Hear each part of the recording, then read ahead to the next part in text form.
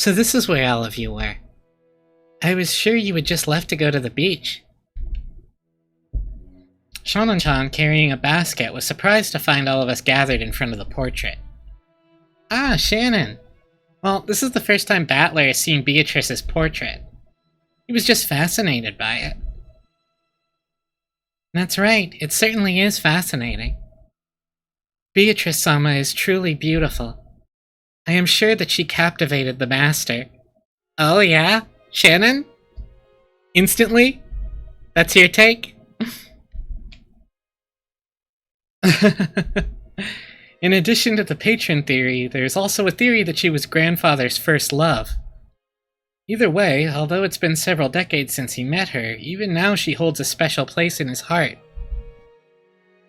Which must mean that he's still captivated by her.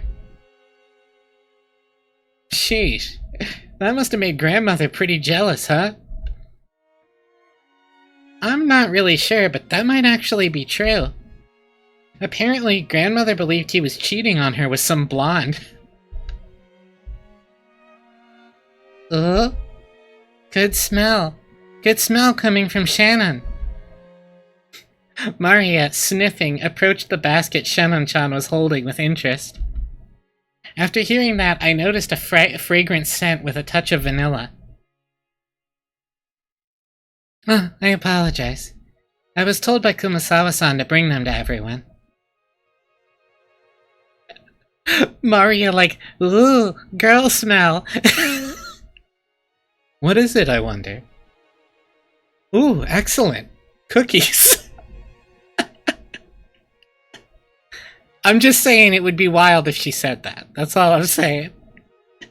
George's the type of motherfucker to say, ooh, excellent cookies. So true. Ugh. Wanna eat cookies. Wanna eat cookies. Ugh. So true, Maria. Please, eat as much as you would like. But, would it be appropriate to serve cookies in a place like this, in front of the portrait? Shonen-chan sent us a glance that seemed to ask what we wanted to do about it. Well, yeah, I guess eating here would be bad manners, generally speaking. Maria, why don't we eat someplace else? Let's put the cookies in a bento and have a picnic. Ugh! Have a picnic! Have a picnic! If we can eat cookies, let's go!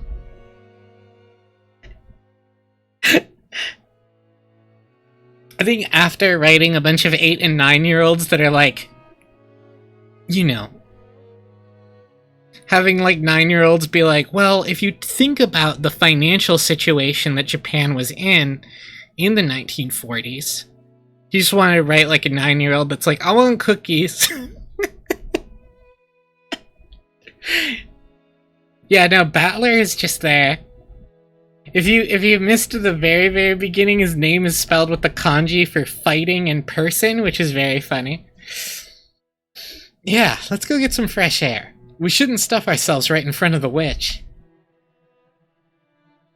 And that's right. Didn't we say we wanted to go down to the beach in the first place?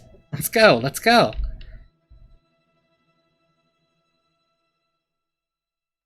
Imagine Sadako meeting Maria.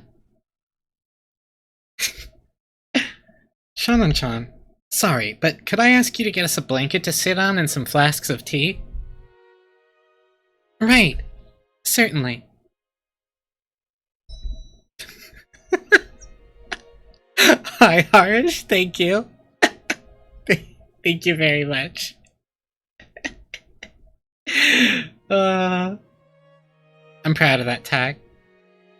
Shonen-chan received her instructions and gracefully bowed before retracing her steps. We headed for the beach on our own. I'm gonna...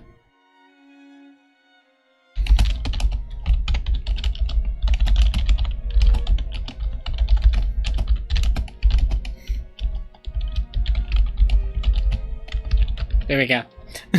Funny Andy, but like a girl. This is so true. Irish, that's you. We headed for the beach on our own. Okay, you're not muted, I see. Everyone headed for the entrance in a group. Feeling as though that witch was staring down at our backs, I turned around once more. Ugh. Battler, you still don't believe? No, I believe. It'd be so much cooler that way. The Golden Witch Beatrice gave Grandfather 10 tons of gold. And that gold might be sleeping around here somewhere. I put the emphasis weird on that sentence, but you know what I meant. Besides, didn't Grandfather write that strange epitaph as though challenging us to find it if we can? I'd say that kind of adventurous story is way better. 20 billion yen worth of gold, huh? Even if we split it up between the 4 of us, that's still a ridiculous amount of money. 5 billion yen for each of us. Incredible. With that kind of money, you could probably make any sort of business prosper. In fact, we could live our whole lives fabulously without working at all. Ugh. I don't want 5 billion yen. I want cookies. Cookies! Shout out to Maria. She's a real one. Mario would take cookies over money. Still, 5 billion yen, that's like a dream. Iris, you're so right. Lily has understood Umineko immediately, so true. Ridiculous. Is it possible that you all truly believe in Father's legend of the gold? Of course we don't believe that story about a witch giving him gold, but there's no mistake about the gold itself. The fact that Father obtained gold bars from an unknown source has been confirmed in several ways. We've heard that, before the president of the Marsuo Company died, Father showed him a large pile of gold somewhere. Father used that man's claim as proof that there were 10 tons worth. I can't handle Krause's portrait. I want to punch him every time he comes on screen. That's just the nonsense of a senile old man. Along with Father, he was just fabricating a story. You can't take it seriously. If that gold didn't exist, he wouldn't have been able to gather so much funding.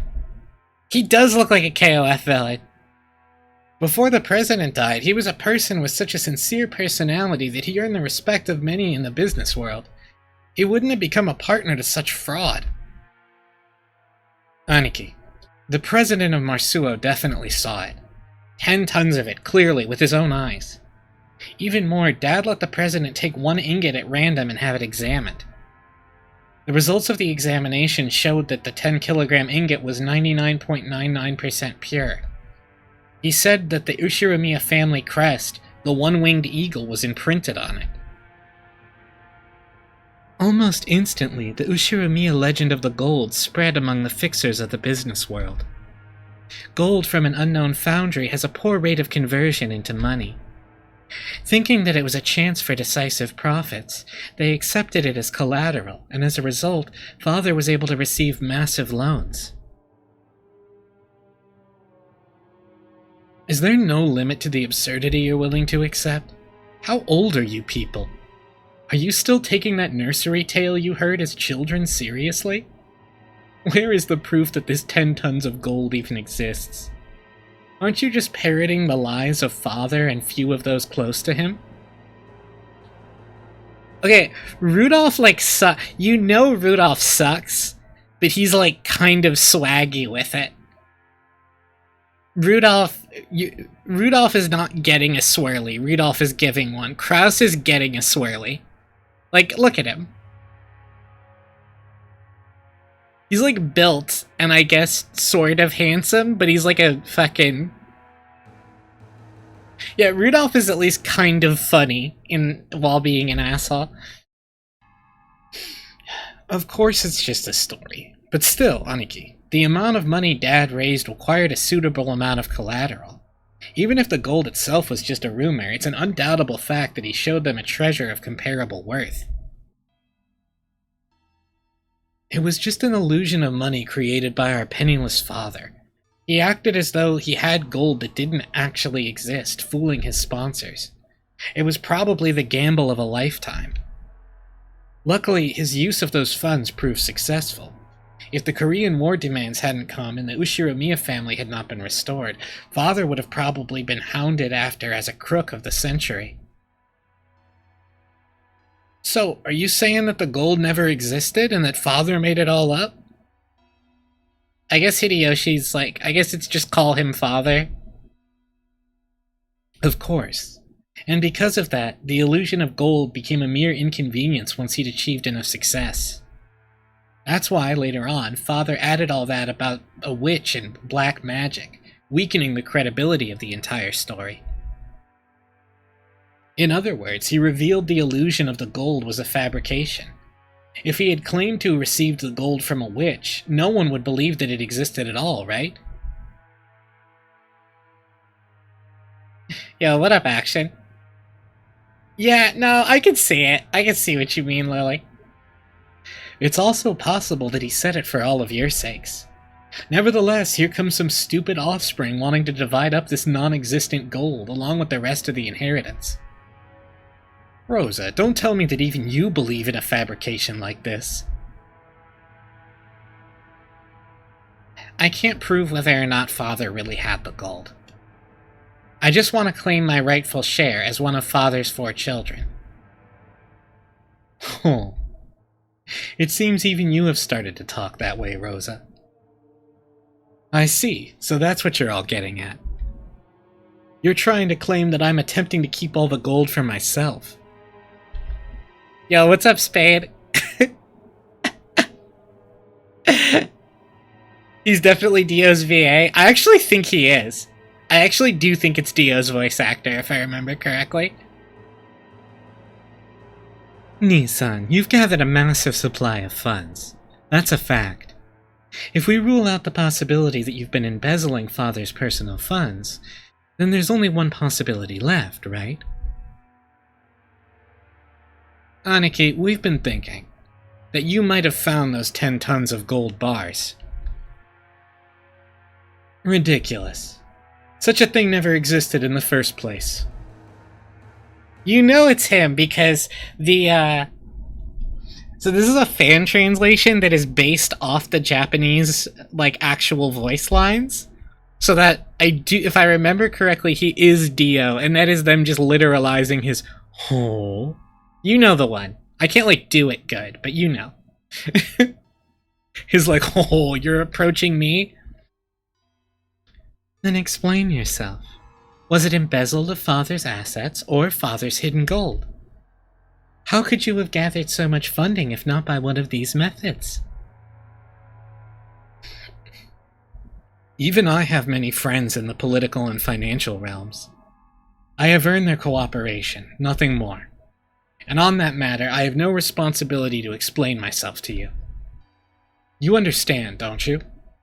There are some topics that ought not to be spoken of. Maybe it's not him. I thought it was him, but I might be wrong. Maybe I'm just getting incepted that it should be Dio. I can't sue the shit out of you without getting closer. If you insist on that point, that's all well and good for now, but Aniki, Dad doesn't have long. Nobody can ensure that he'll live to see this day next year. The inheritance process will begin at the instant of Dad's death. We'll arrange for lawyers and accountants who are impartial to all of us and have them inspect Dad's financial situation. At that time, if it comes to light that you've unjustly interfered with Father's money, you understand, right? I don't have a clue what you're talking about. You're starting to make me feel as indignant as my wife was. Thanks for the hydrate, Spade. Will there be detectiving in this series? Oh, big time. Big time. I will say, I don't want to give away, like, anything, but, like, the mysteries are very solvable. You know how it was, like, by, like, book 5 in Higurashi, I was like, okay, you might have an idea of who's done it by now. if you are the world's premier brain genius, you can kind of have a really good idea of the culprit in book 1. It is hard, though. You gotta be... I can't imagine. Kraus is voiced by OVA Jotaro. Oh, that's so funny. Also, I still need to give 4 people the Hinamizawa Detective Award. I still need to do that. I need to figure out which 4 people are getting it. Of course, Father's gold is part of Father's fortune. We understand it's money you can't reveal openly, but the 4 siblings should have an equal right to it. In other words, we're going to have your financial situation investigated as well as Dad's, to determine whether you're hoarding the gold or not. Isn't that a great opportunity? Right now, prove the existence of your so-called support from friends and acquaintances.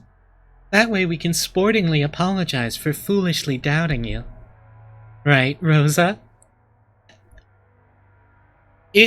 I completely missed the first, 3 times I read Umineko, I guess because I wasn't reading it out loud, that whenever one of the siblings says, anything that they want someone to agree with, they're just like, isn't that right? Rosa. It's so fucked up! It's so mean to do to her! Ava gives me big Takano vibes. Same voice actress. Same voice actress, and I am doing my Takano voice.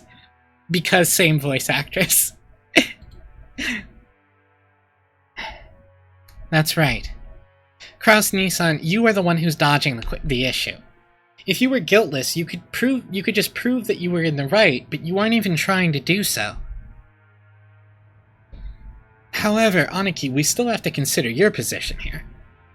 As Dad's representative, you're probably bearing a larger share of the burden than we are.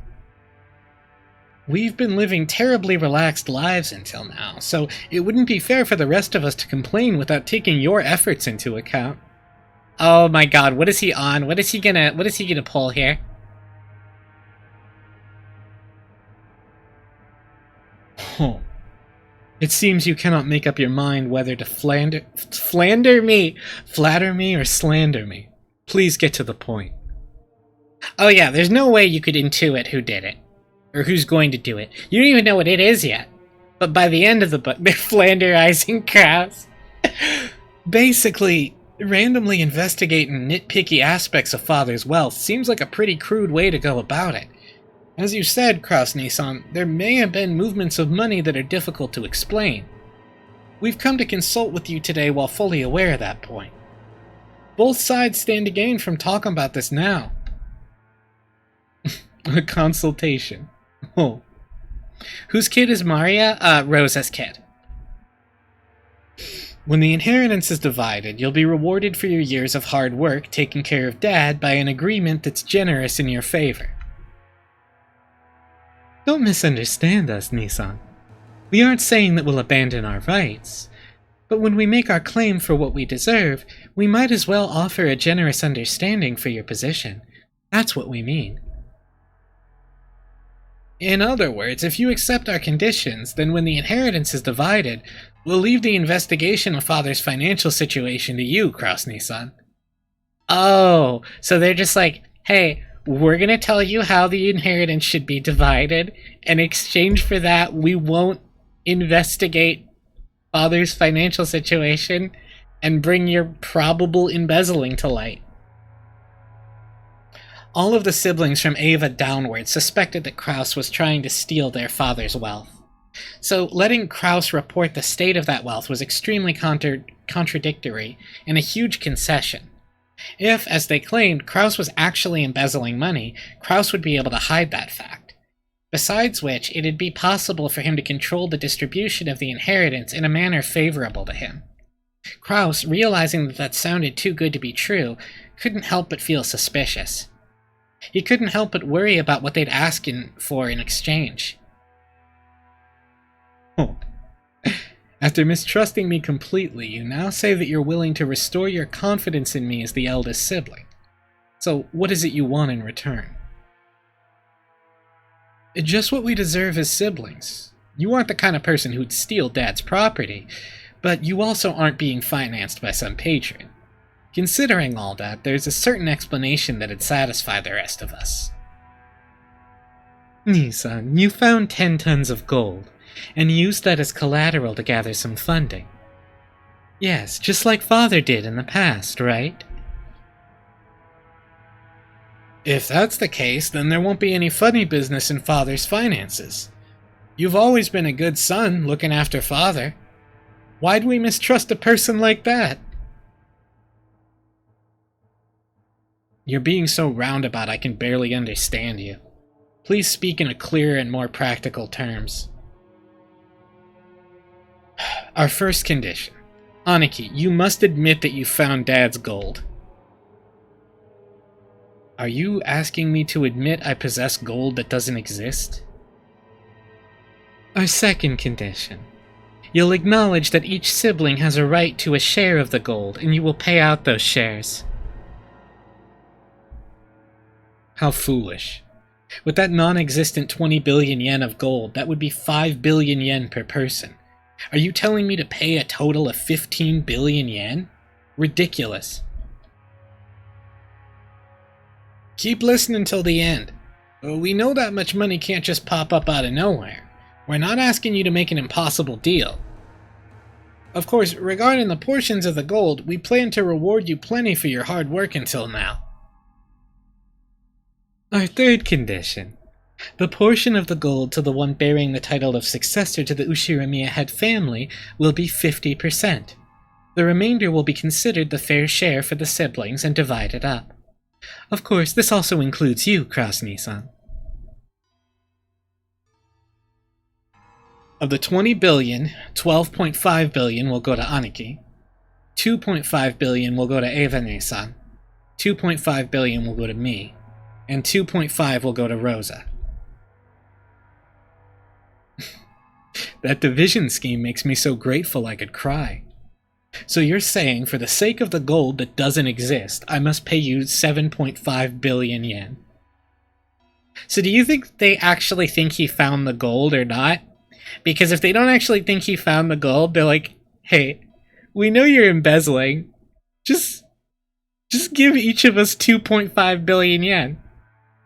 And it'll be cool. What's wrong? Nissan, your share is 5 times the size of ours. These are such good terms, I'd be jumping for joy. Our fourth condition. The gold will be liquidated and distributed along with the inheritance at the time of Father's death. However, as a deposit, 10% of our portions are to be paid to us promptly. These payments must be made before March of next year. What do you think, Krasny-san? This is an ideal chance for you to restore the trust regarding the handling of Father's assets, isn't it? Of course, it might be impossible to get a whole 7.5 billion before Father dies, but it should be possible for you to manage a deposit of 750 million, right? Paying 700 million in half a year might sound like a pain, but you should be able to manage it. What with all your friends in the political and business spheres. Oh, it's so good! It's so good. Normally, we'd hope to receive the 7 billion right now, all at once. But out of concern for you, we'll show our sincerity by asking for only 10% of that for the time being. The remaining 90% can wait until the inheritance is distributed. See? Even you'd be capable of managing a mere 10% to show your sincerity. So, you're trying to sell me the right to assess Father's financial situation for 750 million yen. How impressive. You all certainly have grown. To think that I'm now the one being offered deals. Nei-san, if you accept these terms, the rest of us siblings will leave the investigation of Father's assets to you. However, the results of that investigation will be subject to scrutiny. It's only natural, right? We'd be so sad if you managed things so that our 7-point-billion share shrank. We'll avoid complaining as a general rule. Just make sure you do it neat and tidy. As long as you don't try anything that's blatantly obvious, we've got no intention of stirring things up. We want our inheritance quickly, too. We don't want it to get all drawn out and left hanging. I got the best deals anywhere. Is that Gadget saying auctioneer? Yeah, it is. If a complaint is made, who would carry out the follow-up investigation? We don't mind if it's you. This is probably the first and last chance for us siblings to reach a consensus. I believe it won't come to that.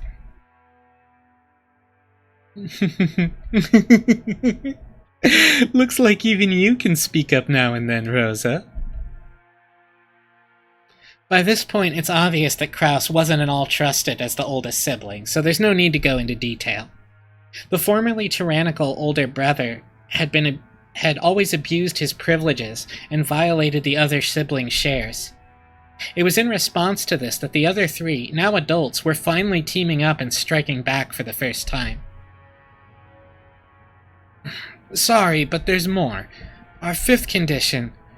This decision must take precedence over Father's will. Oh yeah? Oh yeah. Later on, we don't want some will to appear and make this decision completely irrelevant. I see that you're very cautious. Then let me ask, if the gold really were found, what would you do?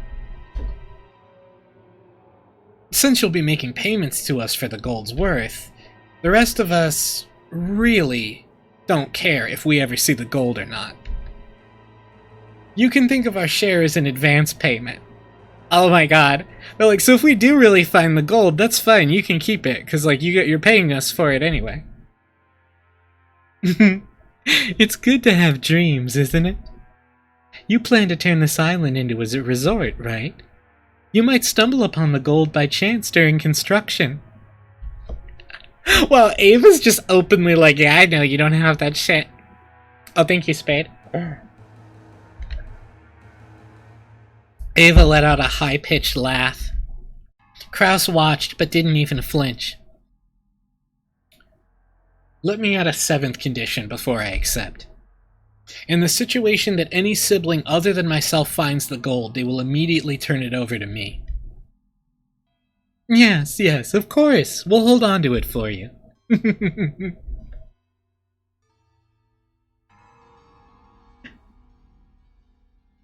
Yeah, does Ava like fully a Joseon laugh, or is she too evil to even do an Joseon laugh? It was a play on words. Of course the others, who were forcing Kraus to pay money for some non-existent gold, wouldn't save Kraus his portion if they actually found it. From the beginning, this deal had been nothing more than a threat directed at Kraus.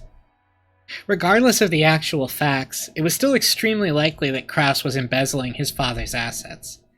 When Kinzo faced death at last and had his inheritance disturbed, some unpleasant facts would surely come to light. That could easily become fatal to Kraus. The others had spotted this weak point and were threatening their brother under the veil of compromise, trying to wring a huge sum of money out of him. However, they had forgotten one thing. They'd forgotten that their brother's brain moved so swiftly, at least when it came to cunning and guile, that they'd been forced to band together to combat him. While Ava couldn't stop smiling, sure of her victory, Kraus let out a gloating laugh to show how relaxed he was. This all makes for such a touching story. My estrangement from you all has left such a deep pain in my heart. If accepting this condition means we siblings can become friends again, it would please me to no end. I'd be happy to agree to your deal. Rejoice, Rosa. We have reached an understanding.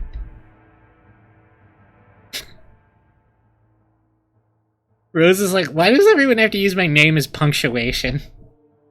Rosa's expression dimmed. It was never a good sign when her brother started talking like this.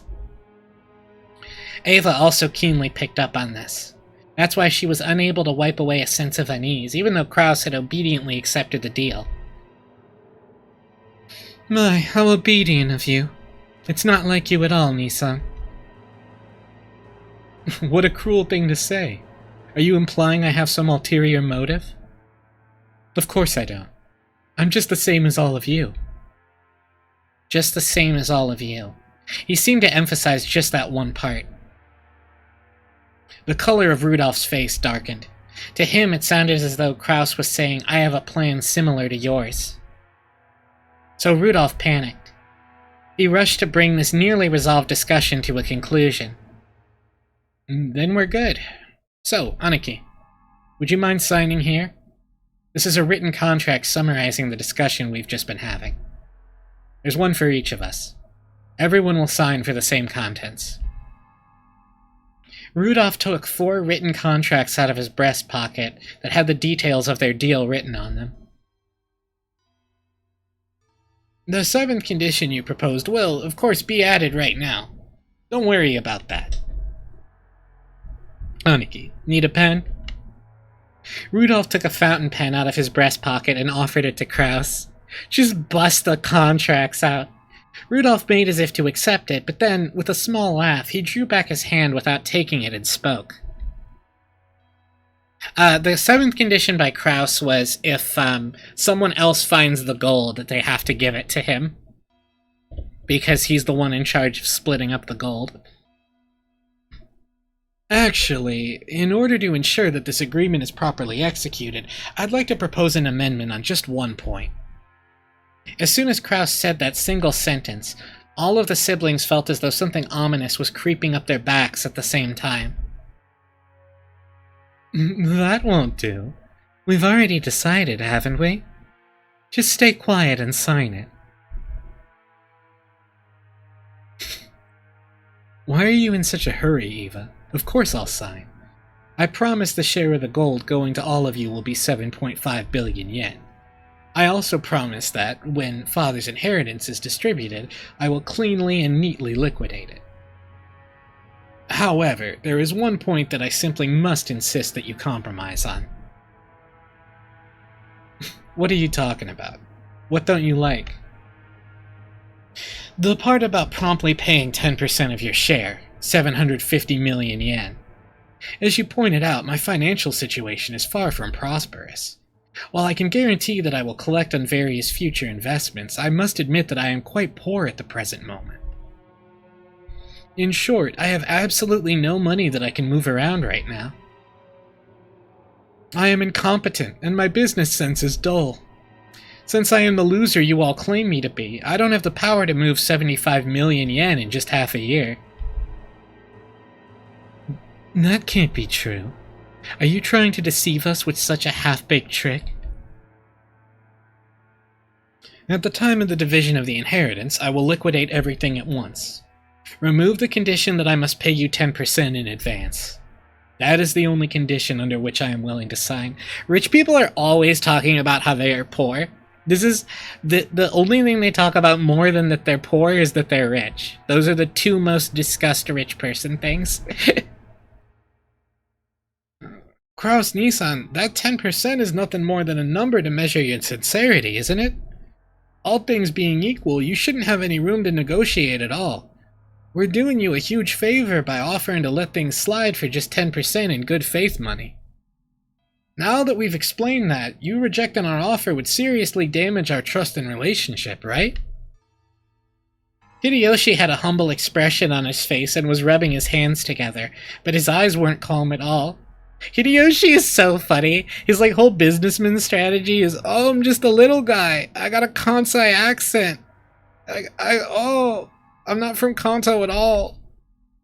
Kraus had seen through to the shadow in the depths of those eyes. Why are you all in such a rush? Or could it be that you're afraid of something? Rosa, won't you tell me alone? Secretly, so the rest of the siblings can't hear. It's not as though I... Quit it, Aniki. All we're asking is whether you're going to sign or not. Just forget about making any strange deals or any other suspicious moves. Oh? You say I have no room to negotiate? Are you trying to claim that I'm in a weak position, which therefore puts us in an unequal relationship? Shivers began to crawl up Rudolph's back. He began to feel himself getting overwhelmed by the height of his brother's completely insurmountable wall, and the long shadow that had existed since they were children. Shouldn't deals be made between those on even footings? From my perspective, this deal will help restore the long-lost trust of my younger siblings and deepen the love between us. It's an old problem that's been eating at me, and one I would prefer to resolve as soon as possible. I would be overjoyed if we could resolve it today. However, it seems I'm not the only one who'd be quite glad to close this deal quickly. Am I wrong? Kraus stared at each of his siblings. They avoided his gaze with animal-like instinct. Only Hideyoshi was slow in avoiding it. So he was caught by Kraus's gaze. Hideyoshi-san, I hear your company has been doing extremely well lately. At a brisk pace, it went public, and both its track record and its stock prices have soared. I am truly jealous. We aren't here to talk about my husband. However, it is unfortunate that you have neglected your stockholders.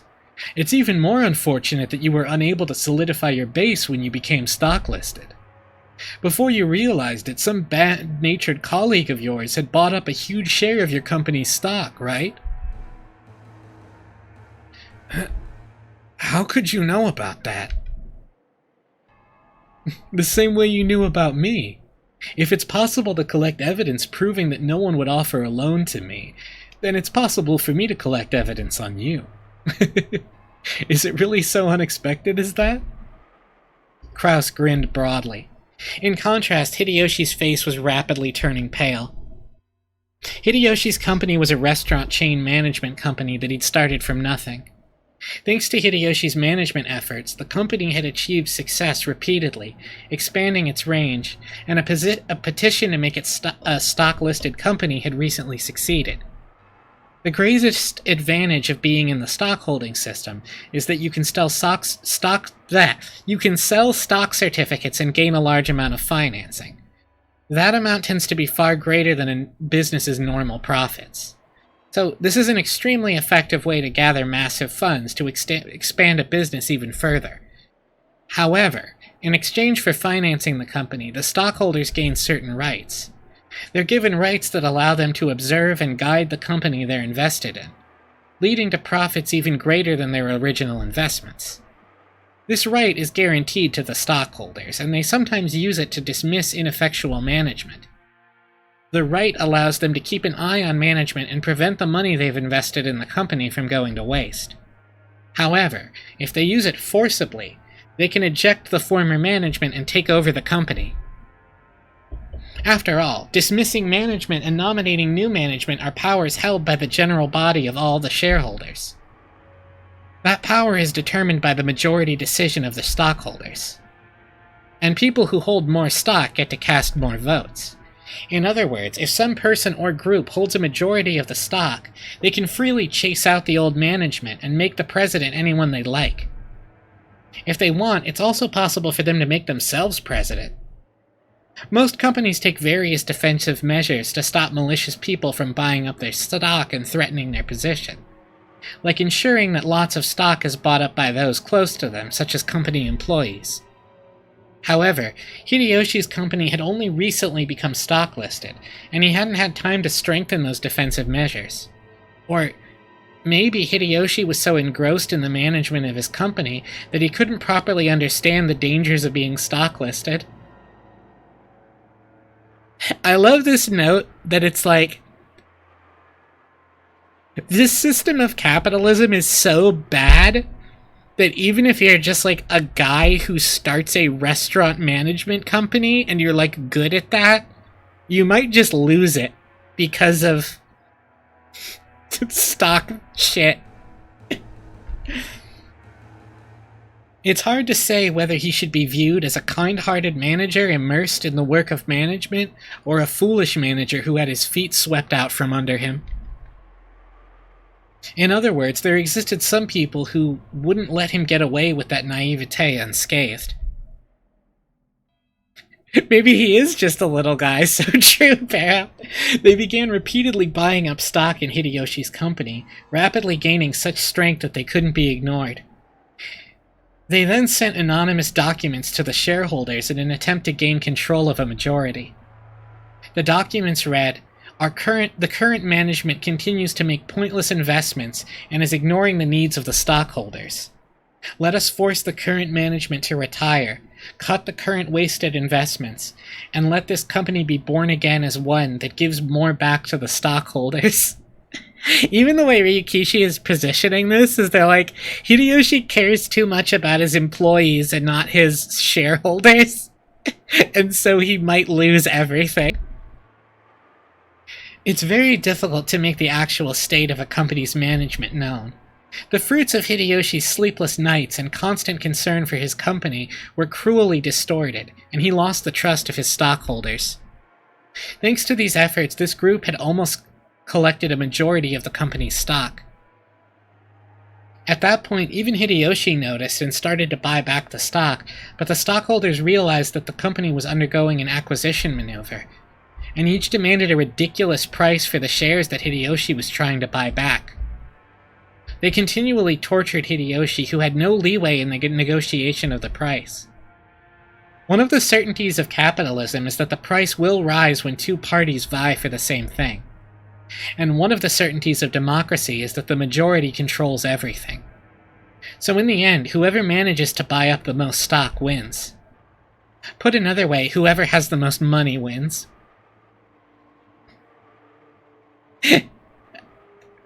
Thanks, Ryukishi.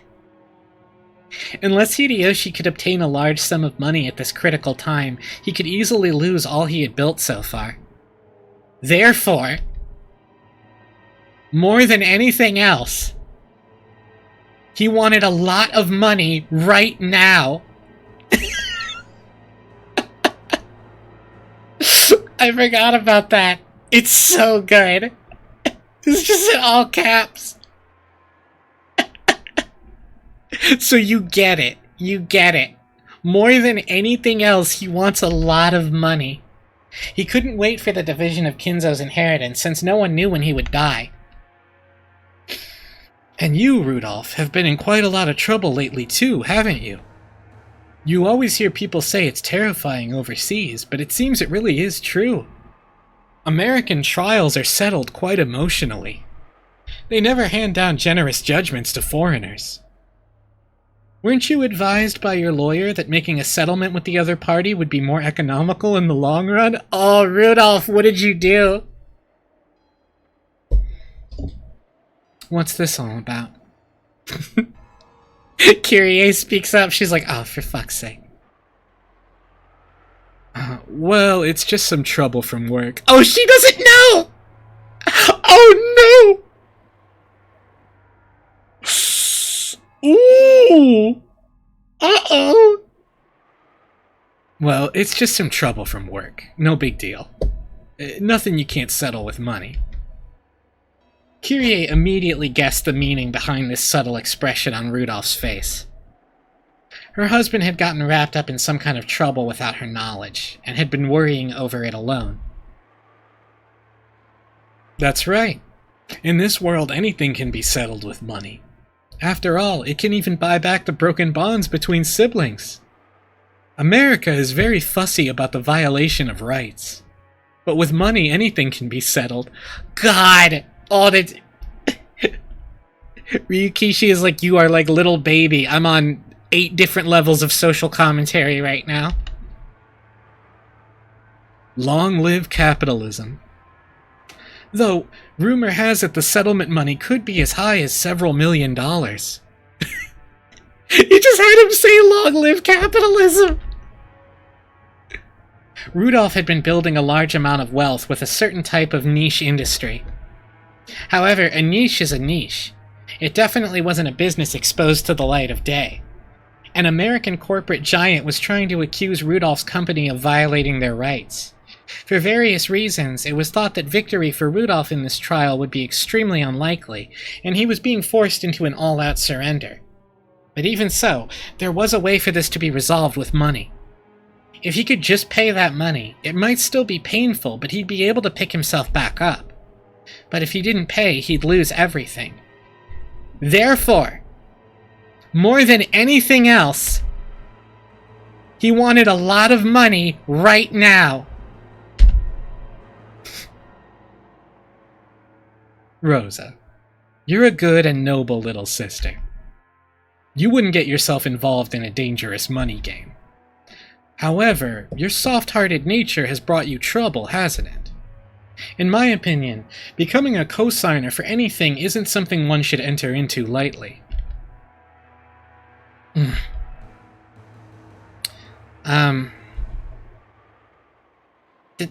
That's none of your business, Krasny-san. Rosa uncharacteristically laid bare her emotions and yelled. After all, no one was supposed to know that. As Kraus watched, he let slip a muffled laugh. Without exception, every one of them, more than anything else, wanted a lot of money right now. In other words, the situation had been reversed. After all, the person the younger siblings were threatening was the only one who had no urgent need for a large sum of money.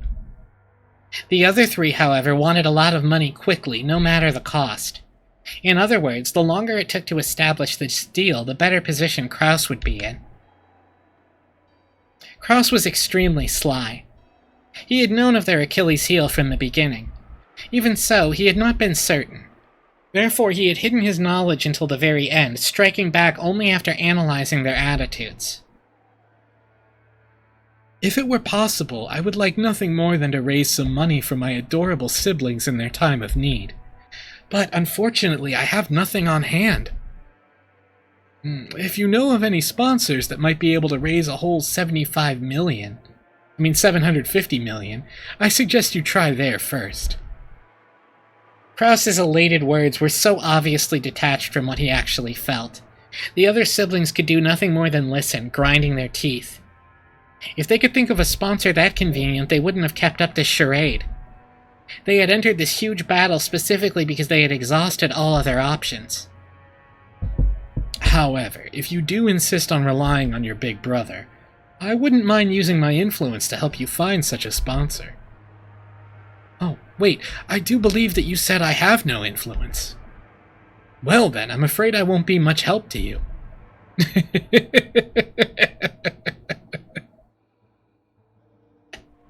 Alright, you know Kraus is a real bastard, but damn. He did kind of get him. Kraus's low, gloating laugh began to fill the parlor. The younger siblings who had been driving the oldest brother into a corner until a moment ago could do nothing more than grimace and grind their teeth. Ava, don't make me laugh. As if I'd ever put myself in your debt. Don't make me laugh. Don't make me laugh.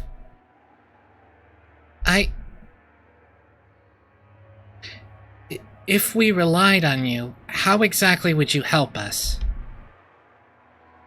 I told you, didn't I? All I can do is find other sponsors for you. Of course, I will negotiate for the highest interest rate possible.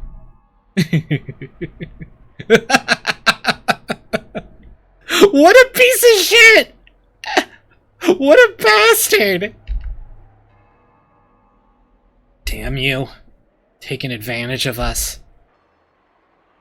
Honey, please calm down. I am calm. I'm extremely cool. Bastard. Kyrie grabbed her husband's hand.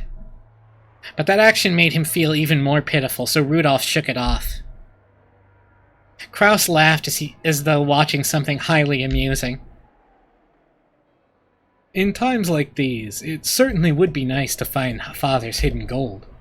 If you did, you could split it up into 2.5 billion yen portions right now. How sad. How sad. How very sad. How extremely, totally, truly, hopelessly sad. Tonight, let us all drink together, as we solve the riddle of Beatrice's epitaph and discover the location of Father's hidden gold. If we 4 friendly siblings work together, there is surely no puzzle we can't solve.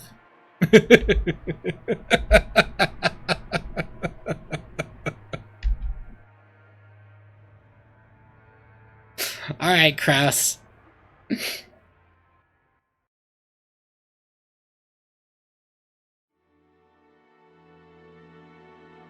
Damn, Jack, it does feel like that.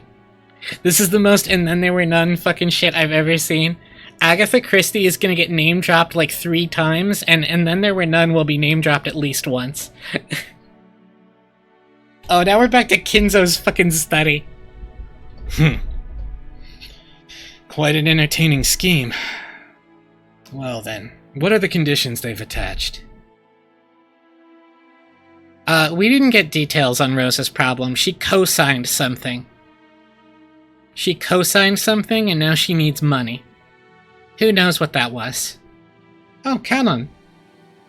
Well, whether or not Cross-sama actually discovers the gold, he'll pay Eva-sama, Rudolph-sama, and Rosa-sama a total of 7.5 billion yen for their shares.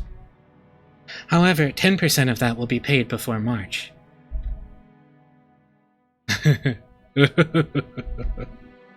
Kraus, you dunce. To think that he would have his feet swept out from under him by his younger siblings. How truly amusing. But it sounds as though they tripped when going in for the kill, yes? Yes. Kraus-sama exposed the fact that Eva-sama and the younger siblings all have an urgent need to get money. Is there even any need to expose such obvious facts? That irresolute, incompetent man. What are they doing now? That conversation has been put on hold for the time being. Now, Beatrice-sama's epitaph is being discussed. So, they're trying to solve the riddle and find out where my gold is hidden. Yes. Kinzo sat down his spectacles and snorted. Will the miracle be fulfilled first, or will those fools expose the gold first? What a show this will be. At the very moment those fools solve my puzzle, I will suffer utter defeat. They can suck my corpse down to the last fragment of bone. The greed of fools can allow great magic to bring forth a miracle. And yet... I love the way he talks, oh my god. If the fulfillment of the miracle comes first, if it comes first, Beatrice will be resurrected again. The smile I have been chasing half my life will be restored. Oh, Beatrice! Soon will come the sacred night when we shall bet upon a miracle, and the game of demons shall begin. I will surely prove triumphant and survive. I'll let you have the lives of all those others. I don't need wealth or honor or assets or gold or anything. All I want is to see your smile one last time. Kinzo choked, apparently in great pain. Kinzo got closer and tried to Kanon got closer and tried to pat his master's back, but Kinzo motioned for him to stop. Yeah, this is literally what he's doing. Do you know why I went to the trouble of exposing the hidden location of the gold in a place that everyone can see? No. It is because magical power is determined by risk. If the number of people who try to discover Beatrice's gold is great, and the danger of them succeeding is great as well, then the power of magic will bring about a grand miracle if we succeed despite the odds. In other words, magic is a game. It is not the case that the one who performs the best becomes the victor. The victor performs the best because he has been granted magic. Do you see? It is similar to how the miracle of life can be granted only after winning against the divine odds of several 100 million to 1. Is this a little difficult for you? My apologies. That's fine. It all comes down to this. I will give all that I have built to the one who solves the mystery of Beatrice's epitaph. Wealth, honor, gold, and the inheritance of the Ushiromiya family. Everything that I have established. My children certainly aren't the only ones with the right to attempt to solve this riddle. Anyone who solves the riddle will have the right to gain everything. Even you. Yes. However, I couldn't possibly understand such a difficult riddle. Of course. I made it difficult. But you must try to solve it as well. That will form the seed that summons the miracle of my magic. If everyone attempts it and everyone fails, that will be that. However, if the miracles come together and give birth to magical power, it will happen. Beatrice will revive. That is why you must attempt it too. Everyone must attempt it. And in so doing, they will give strength to my magic. Do you understand? Canon's like, sure, man. Yes, I will try. For a long while, Kinzo repeatedly muttered to himself, agitated and clutching at his head. Canon stayed where he was, alert and unmoving, until he was given the next order from his master. Kinzo eventually realized this. Very well, leave me. There is a bag of sweets on the liquor cabinet. You can take some with you as a reward. This is interesting, huh?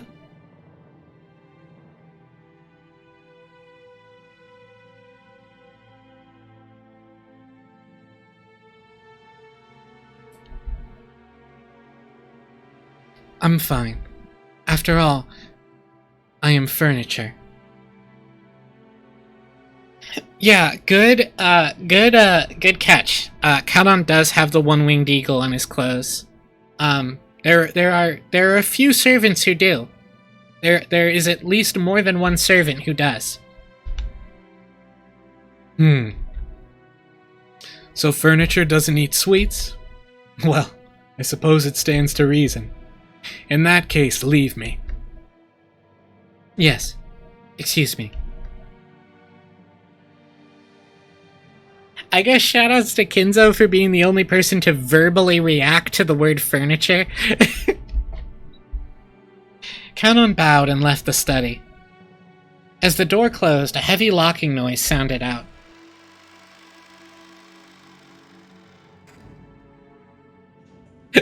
Kanon is Kinzo's child with Genji is the best theory I've seen so far.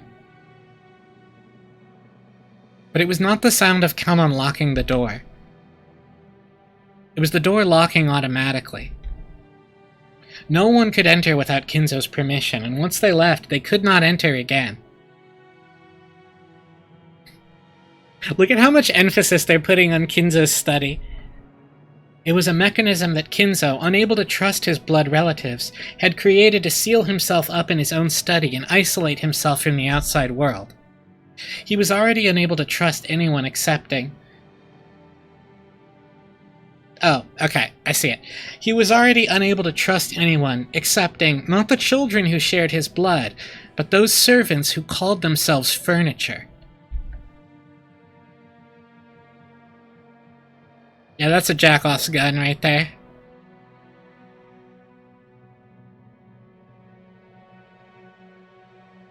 Charge? Charge? Oh my god. Nanjo-sama, how are you feeling? Ah, Genji-san. It's just that there's no place for me to be anymore. With a bitter laugh, Nanjo turned to face the door to the parlor. That look was apparently enough to tell Genji what Nanjo wanted to say. For the most part, Genji also understood the family's situation. It must have made him want to frown, knowing that right now in the lounge, the master he served was being discussed so disrespectfully. Yes, Lily? But it would have been very difficult to gather that from his indifferent expression.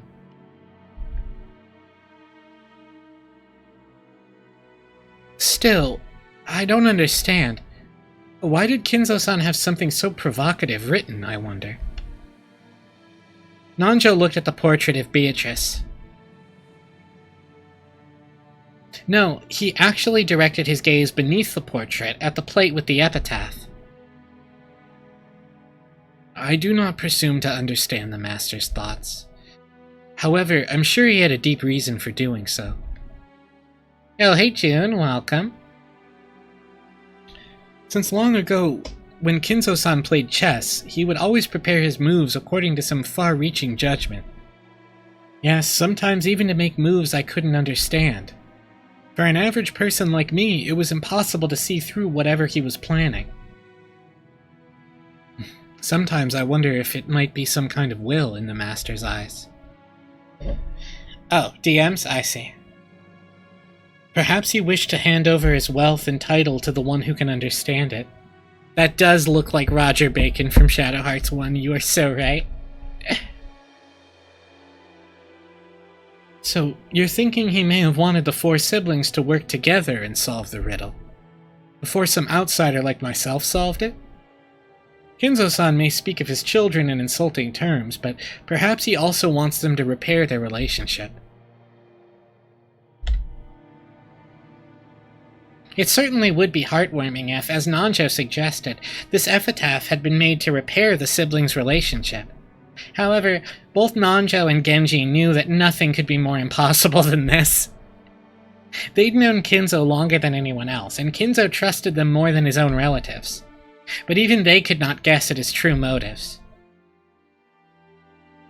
The master always says that everyone has the right to try and solve the riddle, even if they aren't a member of his family.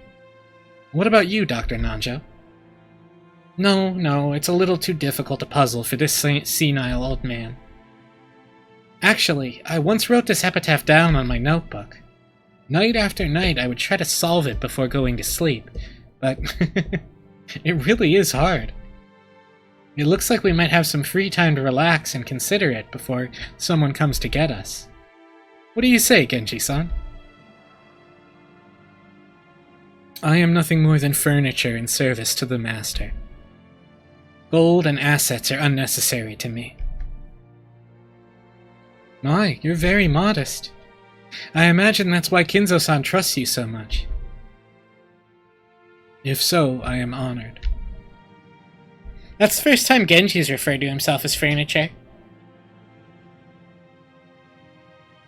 As Nanjo lightly laughed in response, he once again looked at the epitaph. Behold the sweet fish river running through my beloved hometown. You who seek the golden land, follow its path downstream in search of the key. Oh, the epitaph. We're getting the epitaph on screen for the first time.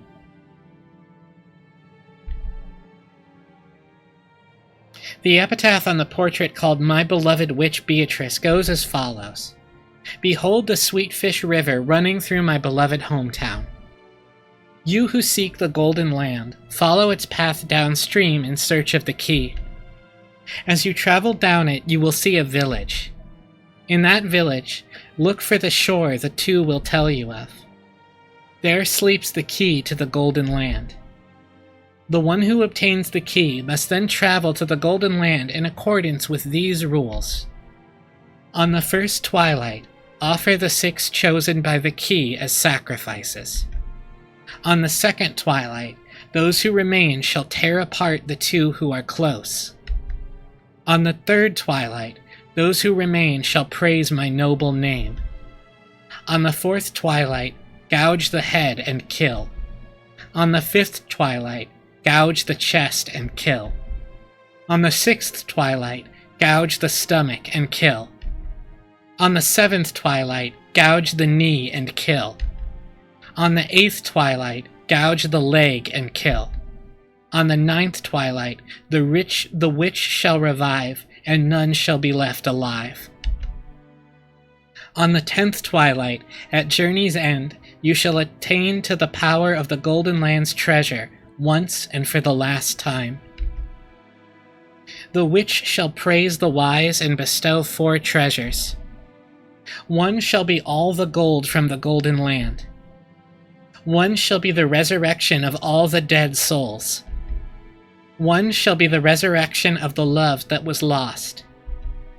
One shall be to put the witch to sleep for all time. Sleep peacefully, my beloved witch, Beatrice.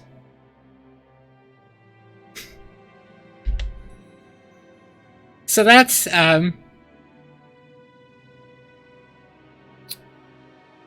Umineko when they cry.